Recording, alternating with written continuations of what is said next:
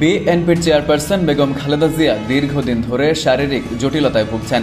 এই সংকটাপন্ন মুহূর্তে তার বড় ছেলে ও বিএনপির ভারপ্রাপ্ত চেয়ারম্যান তারেক রহমান দেশে ফিরবেন কিনা এ নিয়ে চলছে জোর আলোচনা।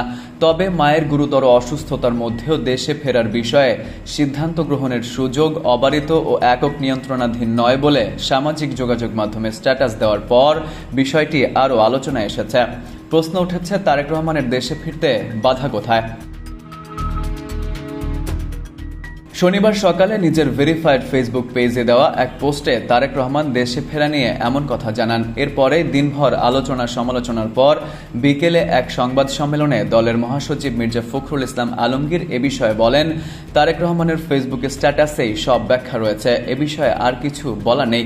প্রধান উপদেষ্টার প্রেস সচিব শফিকুল আলম ফেসবুক পোস্টে বলেন, এ ব্যাপারে সরকারের তরফ থেকে কোনো বিধিনিষেধ অথবা কোনো ধরনের আপত্তি নাই।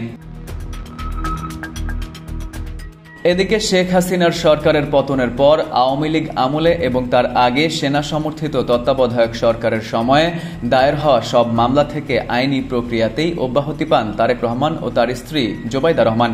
পাশাপাশি নিরাপত্তা নিশ্চিতের জন্য বিএনপির দিক থেকে 2টি বুলেট প্রুফ গাড়ি কেনা ও অস্ত্রের লাইসেন্সের আবেদনের খবর গণমাধ্যমে এসেছে। ফলে মামলা ও নিরাপত্তাজনিত কারণে তার দেশে ফিরতে দৃশ্যত কোনো বাধা ছিল না। রাজনৈতিক বিশ্লেষক মহিউদ্দিন আহমদ বলেন, ফেসবুকে তারেক রহমান যা বলেছেন তাতে মনে হয় দেশে আসার বিষয়টি তার নিজের উপর নির্ভর করে না এবং আরও অনেক ফ্যাক্টর আছে যার উপর তার নিয়ন্ত্রণ নেই। তিনি আরও বলেন, 1/11-এর সময় কিছু ব্যাপার ছিল। তারেক রহমান এক ধরনের মুচলেকা দিয়েছিলেন। খালেদা জিয়াও বলেছিলেন যে তারেক লন্ডনে লেখাপড়া করবেন, রাজনীতি করবেন না। আমরা জানি না সেই অঙ্গীকারের মেয়াদ শেষ হয়ে গেছে কিনা, তিনি বাংলাদেশের পাসপোর্ট নিয়েছেন কিনা তাও পরিষ্কার না।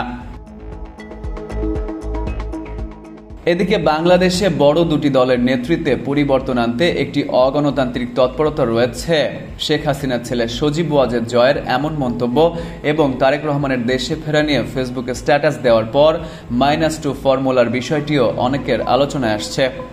এসব তথ্য তুলে ধরে একটি প্রতিবেদন প্রকাশ করেছে BBC Bangla. Farid U Ahmed, IBTV USA।